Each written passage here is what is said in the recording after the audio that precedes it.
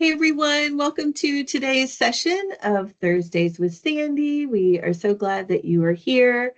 Again, we really are excited to offer these sessions once a month where we invite everyone to join into the conversation of what's going on in the industry. We hope that some things we say will help you in your role or inspire you to do some more reading or research or something that will help you to be more successful in your career. Again, we just want to introduce ourselves. We are presenting this in conjunction with HER. You may notice our t-shirts say HER, the Title Collective, which is a new national women's organization to support people in the industry.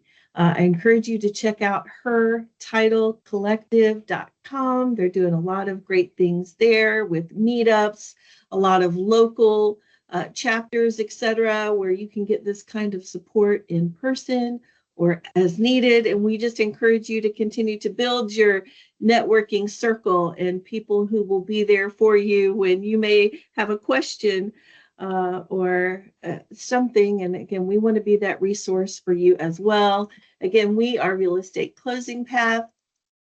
I'm going to post some of these links below and make them available. You can find us at realestateclosingpath.org. We provide training in all of the closing fundamentals, and we offer a series of workshops monthly, and we can also offer lunch and learns as training for your staff. And we can also customize any training as needed. So certainly reach out. Best email address would be info@realestateclosingpath, and that is .org. realestateclosingpath.org. Also putting these in the chat box. Today's conversation is going to be on a hot topic, regulatory limbo. There's a lot of pending new rules and regulations that are being discussed. And that's our goal today, is to have that conversation. And our lead trainer, our lead educator is Sandi Donaldson. She has had over 40 years of experience in both mortgage and real estate settlement. She's worked with large and small firms and engaged in all aspects of the closing process. So she really brings a unique perspective. She is known for her wit and wisdom and has collaborated on all curriculum development and led instruction for Real Estate Closing Path since its inception. And we are coming up on our 5-year anniversary this summer, so we're excited about that. Again, Sandi, thanks for being here. We're so glad that you're willing to pay it forward and help the next generation to be more successful in their career. Thank you. Yeah. All right, then. Moving on, we've got a long list of topics and questions, and we're just going to dive right in here. First of all, Sandi, what inspired you with this topic this month, regulatory limbo? Almost every day, I get an email from somebody, some ALTA or some regulatory agency or some state association talking about changes. And again, you've heard me say 1,000 times, the only constant in this industry is change. Yep. So, we haven't had huge like RESPA changes since 2016. So it's about time, right? Yeah. And so, I always say there's 100 ways to be right. Right. And there's lots of ways to go about doing what we do. But we are governed by some state and federal regulations. And those are the things that we all have to comply with. Right. Right. I also appreciate how you will sometimes say, hey, we're all going to make mistakes, but it's to our advantage to make fewer mistakes, right? To be aware of legislation and how that's going to affect what people are doing on the day-to-day basis. And so I was also thinking in my head when you said there's 100 ways to be right, there's probably 100 more ways to be wrong, right? But any way we can sharpen ourselves and continue, again, kind of that continuing education and just stay on top of what is going on. So I know you've chosen some topics, and I'm going to pitch these questions to you, and I'm curious to hear what you have learned. So let's start at the top. what is is it FPB, and what regulatory changes are being considered? Tell us what that's all about. Okay. CFPB is the Consumer Financial Protection Bureau. So Okay. it's a federal agency, and they govern all things where they think the consumer might be getting had, Okay. so they're all about protecting the consumer. Good. So going back to 2016 in our industry, they cover a lot of things that aren't the real estate settlement industry. But in our industry, in 2016, the CFPB, together with RESPA, Real Estate Protection Act, came up with a federal guideline that we were changing the way we disclose settlement numbers. So up to that point, we've been using a HUD statement, a little two-page statement. So in 2016, we TRID had us morph over into a closing disclosure, a 5-page CD, we call it. Right. And at that point, I was going to retire because I'm like, I'm not learning anything new. But yeah, 10 years later, here I am, right? Here we are. So with the changes in 2016, the CFPB had decided that the way fees were disclosed to the borrower were incomplete or misleading. Oh, okay. So yeah, so like the lender, they could no longer disclose just a lender processing fee, and it'd be one lump fee of $1,200. Now they have to break it out. Underwriting, appraisal fee, they got to break everything out. So, but the biggest change for us in the settlement industry at that time was that the fees had to be disclosed to the borrower 3 days prior to closing. Okay. And we all thought, hallelujah, now we can avoid that crisis happening at the closing table. But in reality, what happened is, in some cases, the lenders still aren't completed in their process. But if it's 3 days before closing, they will disclose an estimate to the buyer. Now, as long as that estimate, the reality of the balance CD when we complete with the lender, isn't higher than what they're disclosed, they don't have to be redisclosed. Okay. But if it is higher, then they do have to be redisclosed. Okay. And so, it did not eliminate the process that we thought it was going to eliminate. What it did was create a crisis 3 days ahead, and then a crisis at the table too. So, we've all been trying to navigate that for 10 years. So now, there is some conversation that the changes are burdensome, that the 3-day disclosure requirement, along with the lenders have a 10% tolerance. Their fees can vary by 10% from what they disclose to the buyer.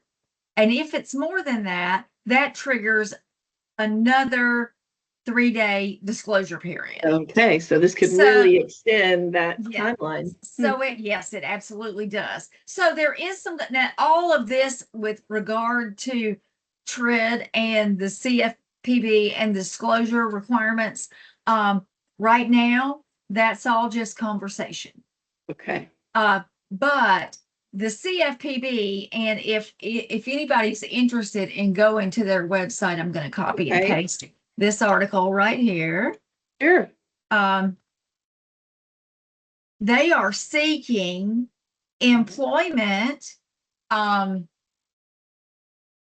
are not employment. They are seeking input from lenders and settlement agents as to how the process as regulated now burdens them, and suggestions for how it might be improved. So they're in the gathering stage of information. So if you read the article, you go to their website, and there is some instruction on how you can have some input into that. So I certainly think, I learned from an early age, and my parents even taught me this. Don't come to me with a problem unless you have an idea for a solution. Hey, that's good. So, we can grouse about it all day long, but do we have a better idea? Right. And if we do, Right. the Bureau is telling us they want to hear about it. Yeah, that's So good. I I'm all for appreciate that, they're, right? yeah, they're really trying to consider the needs of the industry. Right. So yeah, now's a good time to, like you said, have a voice and be heard. Do you have a sense of when additional change might come down the pike? Like, is that a 2026 decision, or do you think it might be more 2027, or who knows? Well, any change is sort of like turning the Titanic. Yeah, true. So, as I said, they are in the information gathering stage. Right. So once and I don't know, I haven't seen a cutoff for that. I don't know that there is Gotcha. one, or there may be that I just haven't found. But once they gather all the information, then remember, they're a federal agency. True. So, A lot of red tape. I like a lot to of say hurdles. it's a government operation, So Right. then they're going to get all the talking heads in a room and talk about it for God knows how long. Right. And then we will get, if changes are to be made, like with the CD in 2016, we had probably 6 months notice. This is going to happen on October 1st, 2016. Right. So we knew it was coming. Right. So we had plenty of time. prepare. Yeah. So as it is right now, we're 6 months from the end of the year right now. Sure. Right. Sure. So I don't think anything would happen any sooner than the first of the year. I could be wrong, but I don't foresee that happening. And there may not be any changes made at all. Once they discuss it, they may go, we think based on all the input we've gotten, we think this is the best way to go. Gotcha. The way status quo remains unchanged for now. I was going to ask you, based on all of your time and experience in the industry, what do you think should happen? Like, what would you like to see happen or not? I would like to see them disclosed accurately 3 days before closing. Yeah, gotcha. And that would mean probably, in my opinion, the loan process is going to be a little longer because they can't disclose final numbers to the buyer until they've balanced with the settlement agent. And they can't even begin that process until the loan is clear to close on their end. Right. And so that may take a little more time. Right now, they're disclosing them an estimate because they've got to get something out, even if they're not done. Right. You've got to give the lender time to do their job. Right. So it may extend the closing process by 3 days, but I just think that if the buyers were disclosed accurately 3 days prior to closing, the idea always has been it gives time for all the parties to negotiate about the numbers if they don't like them. Sure. And it gives the buyer time to get their funds wired to the settlement agent prior to closing. So by the time we're sitting at the table, we don't even have to go over line by line what's on the CD. We can say, here's a CD that you've reviewed and approved already. Yeah, if you would just sign that on page 5, because we don't talk about the numbers because we've been talking about them for 3 days. Right. So that would be my ideal. Now, whether that ever actually can happen, because everybody is tapping their toe for a quick closing. Eager to get it done. Right. Yeah. Well, I was going to say there seems to be a lot of potential positive benefits. And is the main negative just that delay would be frustrating for some buyers and maybe some? In my opinion, yes. That would be, and, if you're not producing exact numbers, then I don't think you're as careful. I think you go, oh, well, we're within a 10% tolerance, so it's okay, And the problem is you disclose something from the buyer, and as you know, from me having sold and bought a house last year, I found out I was just a buyer. So when I see my CD, I'm going, are these the final numbers? Is it really? Yeah. How accurate are we? My money, right? Yeah. And if I go ahead and wire my money based on that disclosure, and then that number changes, now I'm aggravated. Yeah. There's you know, more hassle, more to yeah. do, additional So steps, planning. there's a lot of consideration. moving parts. Yeah. And, as is the situation in most areas of potential conflict, the solution is always communication, right? Right. That's good. So if That's we well start said. communicating up front, this is when we hope to close. We have a part to play as far as the title and clearing and all of that, and receiving all of our third-party information, payoffs and HOAs and that kind of stuff. And then the lender has a process on their part too. Sure. So anything that any of us are doing that involves third parties could potentially result in delay, right? Yeah. Because we can't ever know what somebody else is going to do. Can't control their timeline. Right. Right. Okay. Anything else, Sandy, you want to say about this Consumer Federal Protection Bureau? This is interesting. I know I've learned a lot in this conversation. Well, again, go to their website, look it over. There's a lot to learn. Just be aware that this is kind of background noise right now. Yes. But if you're aware of it and you stay on top of it, if a regulatory change does manifest, you won't be taken by surprise. Right. That's good. And I appreciate that. I'd rather see something come in than feel caught off guard. Yeah. Exactly good. right. Yeah. Good. All right, let's tackle this next topic, which I know was a hot topic in both 2025 and 2026. What is the FinCEN residential reporting rule and what is the status?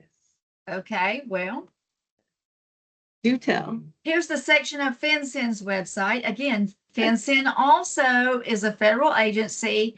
It is an acronym for Financial Crimes Enforcement Network. Right. So again, they're not just involved in real estate. They are involved in all kinds of fraud and money laundering prevention and resolution. So they have a big job. So it has come to light that many instances of money laundering have happened because you've got an entity, a corporation or something like that, an entity purchasing a residential property for cash.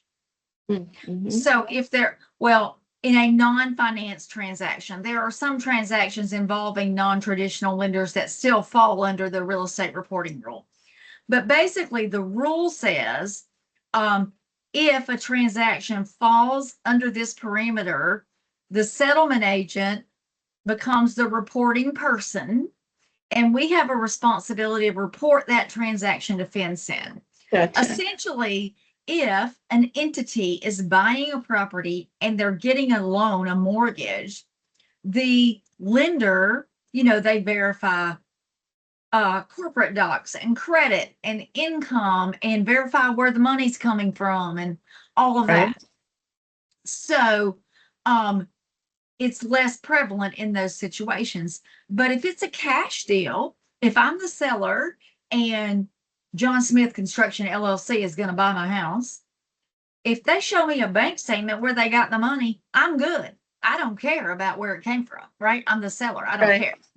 Right. But this is a way that, as things evolve in business and in life, I guess, criminals become more and more sophisticated.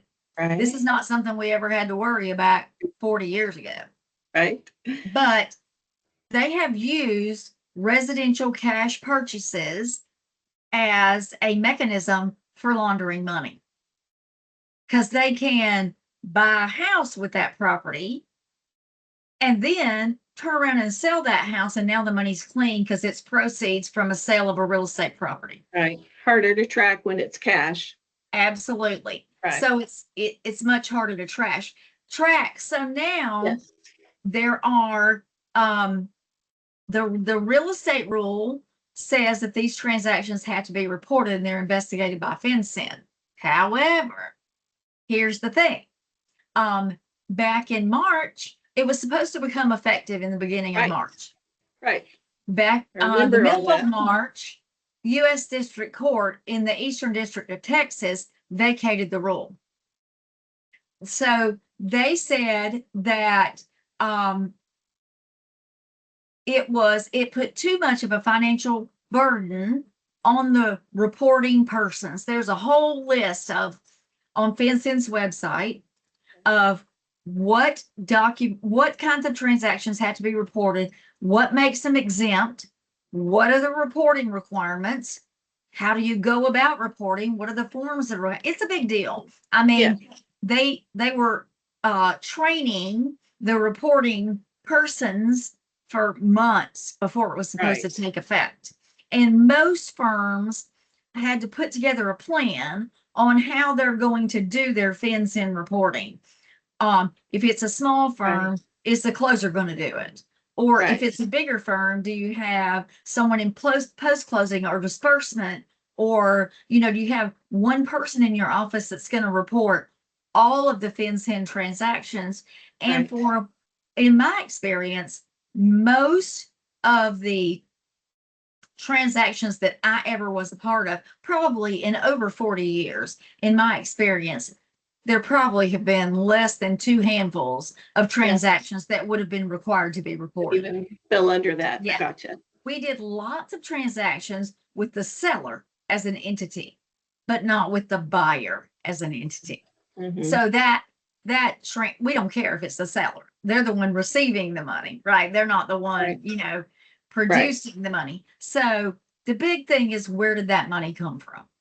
So it really is a necessary step in some form. I'm not sure that the form that the rule laid out is the most effective way to do it.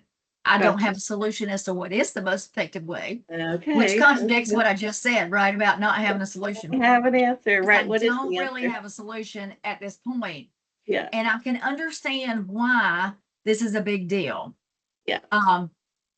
But when I saw it, and I saw the forms and the, 3-page list of the breakdown of what had to be done, you're like, oh, so, and of course, FinCEN is appealing the ruling. Now, there was a state court in Florida that upheld the ruling, but it's a state court, and federal. It is overridden by the U.S. District Court in Texas. Right. So that's where we are. It may end up at the Supreme Court. We don't know. So there really is right now, and there's been a lot of conversation about this.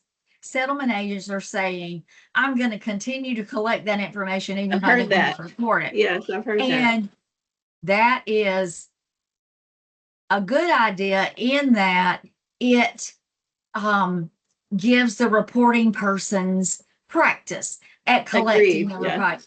Sure. But FinCEN itself is saying that because the rule is currently vacated, reporting persons are not required to collect a report. So, and if it is reinstated, even if it were reinstated September 1st, anything from March 1st to September 1st, while the rule was vacated, will not have to be reported. Wouldn't count. So they're not going to go back and make you retroactively report anything. Right. Good. So basically, it amounts to a lot of busy work. Right. And a lot of wait and see, a lot of like ready, set, stop. So if it were me, I would not be collecting that information right now, because who's got time? That's the part that the reporting person in the settlement office was saying, who's got time for all that? Because it's a lot of information. Right. That you have to collect. So, whether anybody is collecting it right now or not, that is completely up to your firm if we want to collect that information or not collect it. Right. But it is not required to be collected or reported right now. Just, you can watch right now on the web page that I just gave you the link to. It tells you right on the front page. It explains what the rule is, but there is a highlighted blurb at the top that says alert. On March 19th, the U.S. District Court vacated the ruling. Right. So it is on FinCEN's webpage, and it Right. says, while it remains in place, reporting persons are not required to file the report with FinCEN and are Right. not subject to any liability or penalties for failing to report, which they are if the ruling is effective. So that FinCEN itself is saying, while the ruling is not effective, then nobody is required to collect or report. Gotcha. Well, and I was going to ask, what is really the burden of liability? Like, so it says, like, if you, and again, I know it hasn't gone into effect yet, but is it just fees, if you do it wrong, or are you going to like lose your license and can no longer practice real estate law? Well, that same page that I gave you has a list of FAQs. Okay. So it talks about it. What is the report? Who can access it? What do I have to report? What's going to happen if I don't report? Okay. So what's included in the required property that has to be reported? What is my obligation? And this FAQ, I'm looking through it right now, is it seems to be putting a lot of legal responsibility maybe on people who, again, if you weren't trained, if that's not the career path or role responsibility you signed up for, and all of a sudden this is now put on you, that could have a bigger consequence. Are 29 pages. Yeah. Okay. So I would suggest anything you want to know about the Real Estate Reporting Act, go to that link. Go to the source. Open up the FAQ in the page, in the column on the left, and the menu on the left, and you will learn more than you ever hoped to know about FinCEN. There you go. So stay tuned. Time will tell, but needed to cut down on that kind of fraud in the industry. Okay. Thanks, Sandy. I know you've done a lot of reading and research on these topics. We've got one more we wanted to cover today. What is the 21st Century Road to Housing Act? Do tell. Okay, well, this is a hang on, I'm looking here. It is a bill that passed. It just passed this week, both houses of Congress, and it had to pass. The president did not sign it, so it had to pass by a 2/3 majority. So Congress really wants this. Yeah, I see. There are 6 key takeaways. The biggest one is that the bill restricted institutional purchasers, investors, from buying up all the single homes. Right. So what the idea is, the whole point behind the 21st Century Road to Home Ownership is we're going to make housing more affordable and more available to a bigger segment of the population.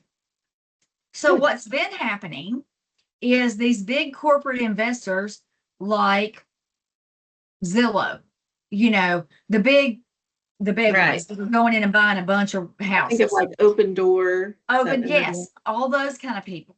So they're, I've got to sell my house. So they're buying it for less than it's worth if I could put it on the market, but I don't have to do any repairs and all that. And they're buying it. They're doing what has to be done to get it sold. And then they're selling it at market rate and they're making a profit. But what they're doing is pricing John Q. Buyer out of the market. Right. So this new regulation limits how many properties, single family residential properties, they can own to 350. I don't know what the magic number is in 350. Yeah. So if I am,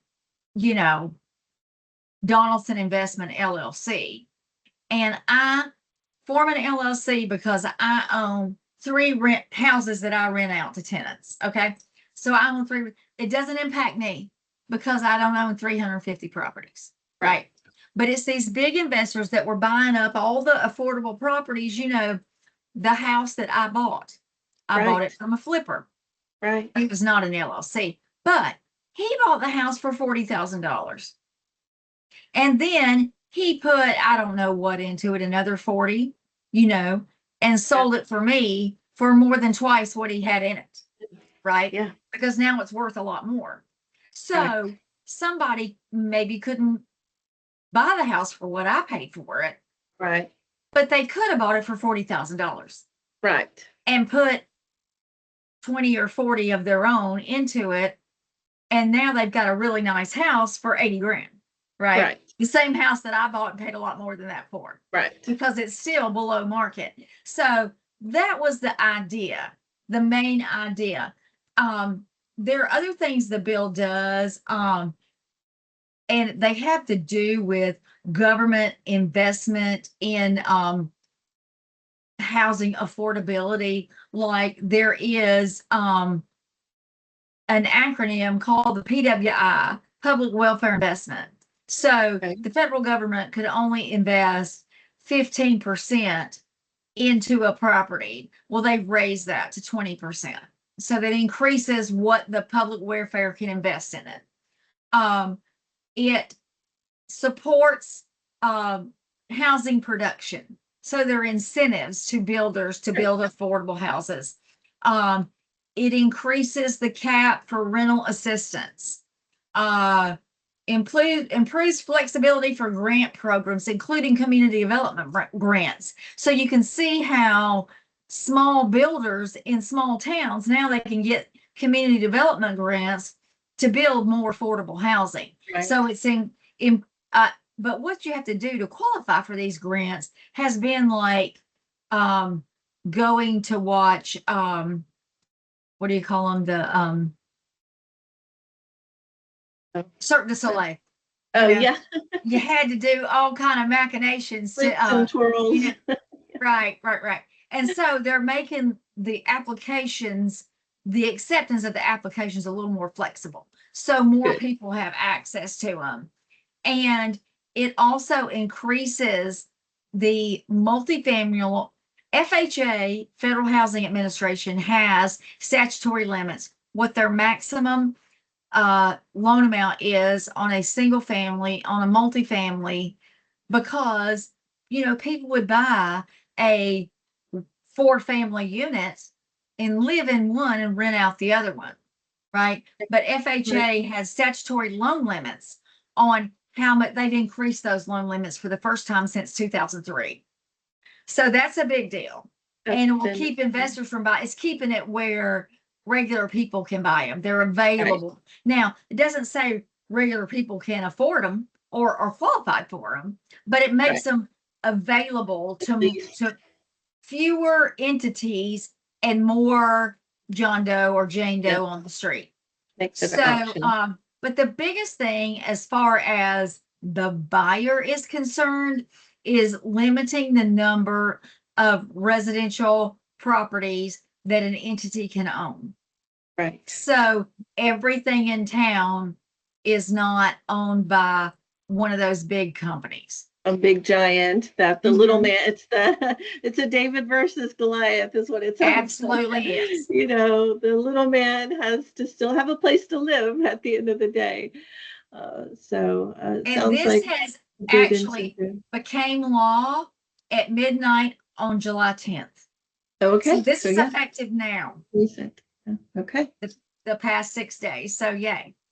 Good to know. So that's very exciting. I'd be interested to know, I assume that those entities who had properties under contract were able to complete those sales. Gotcha. I assume. I don't know. I haven't read anything about that, but I do know that it is prohibitive of more than that amount going over. So there would be, if they wrote a contract or made an offer to somebody, then there would have to be somebody on the ends of those corporations are busily compiling an inventory of what they own. Oh, yeah. Yes. How many? What's the magic number? Did we meet the magic number? They buy them and sell them. So are we counting just the ones they own that aren't under contract? Or what about the ones they own now, but they currently are under contract? So they're going to be some, and I don't know the answers to all It'll of be a that. transitional Again, this is period, brand maybe. new, so we don't really know yet. Hmm. And it's not going to impact us in the settlement side, on the settlement side of things so much, because all of that should have been resolved before it ever gets on our desk. Before that contract hits our inbox, Right. that should have already been resolved. Already been. I was about to say, is that a realtor problem versus a closer problem? It is. Maybe, and so maybe. if you, and most of these big firms employ realtors, Yeah. Oh, they're you're not right. out Absolutely. scoping for a realtor from Right. RE/MAX. They have their You're right. own folks, Right. And so, and I don't know if it limits it to 350 in total or in a particular geographic area, or what if, some of the, I'm just thinking devil's advocate. So if I'm, ABC Homes LLC, well, now I might be, Abraham Brown Homes. I'm going to create a new LLC. I was about to say, name. just divide and conquer. You're And probably. I don't know. I don't know how That's the that's going to work. answer. So we'll see how it's all going to Okay. play out. Yeah. But I do think it's a good thing, especially in more or less urban places where there are fewer available properties anyway. Sure. You don't need some big company coming up and buying them. So it doesn't really matter who a buyer buys from. It's all the same seller, Right. And so Right. I think it puts some limitations on the buyer. So this is a good thing for the buyer, I think. Yeah. Yeah. Okay. Well, this has been such an interesting conversation, Sandi. I really appreciate you bringing up these topics today and doing a lot of reading and research and kind of updating the community on where we are, what to expect, what could be coming down the pike. The best thing we can do is to continue to educate ourselves so that we continue to be the best that we can do. Is there anything else you want to add or say, Sandi?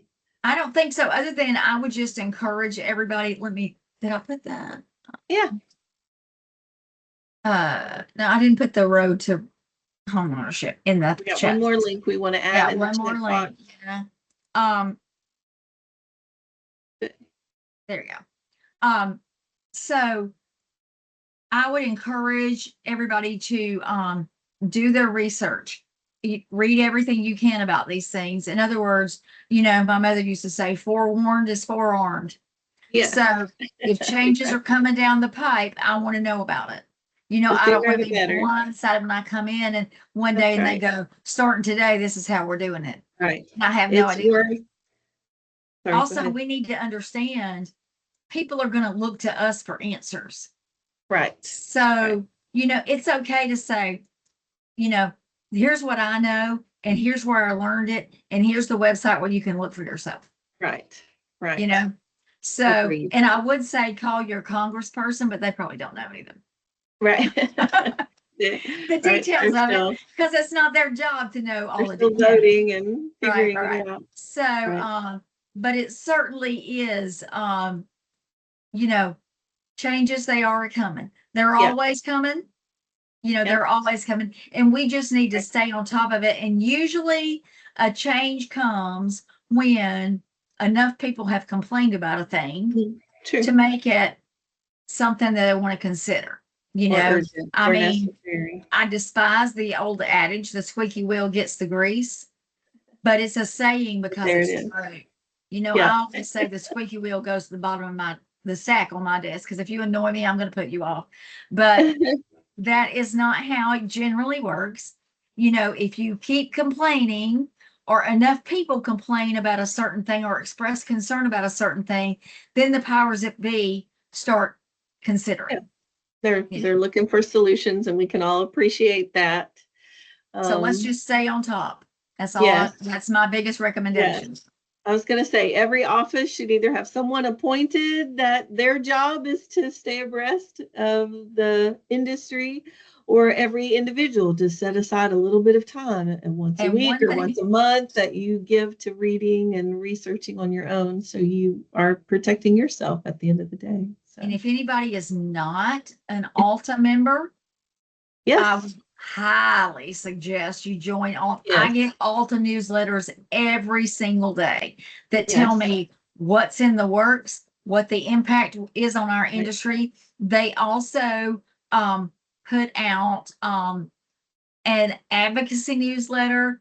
Alta Right. has a congressional advocate, Chris Absolutely. Norton, who is physically in Washington, D.C., and Right. he is advocating on behalf of our industry with Congress. Right. So that's where I get a lot of firsthand information about what's actually going on in Right. DC. People are, that is their job, and we need to be supportive in any way we can. Good. Thank you, Sandy. Thanks to those who are here with us today. Our next session of Thursday with Sandy will be Thursday, August 20th, same time, same link. Again, we invite you to stay connected with us on social media. We have a presence on YouTube, LinkedIn, Facebook, TikTok, and Instagram, where we'll post any of our upcoming training. If there's any way we can help assist you or your staff, we offer a whole series of virtual training workshops. Again, these can be made available as lunch and learns, or we can certainly customize training for you and your office. You can check out our website, which I'll put in the chat box, or you can email me, Janis at realestateclosingpath.org. Again, thanks for being here today. Thanks, Sandy. Oh, sure. Take care. Bye-bye.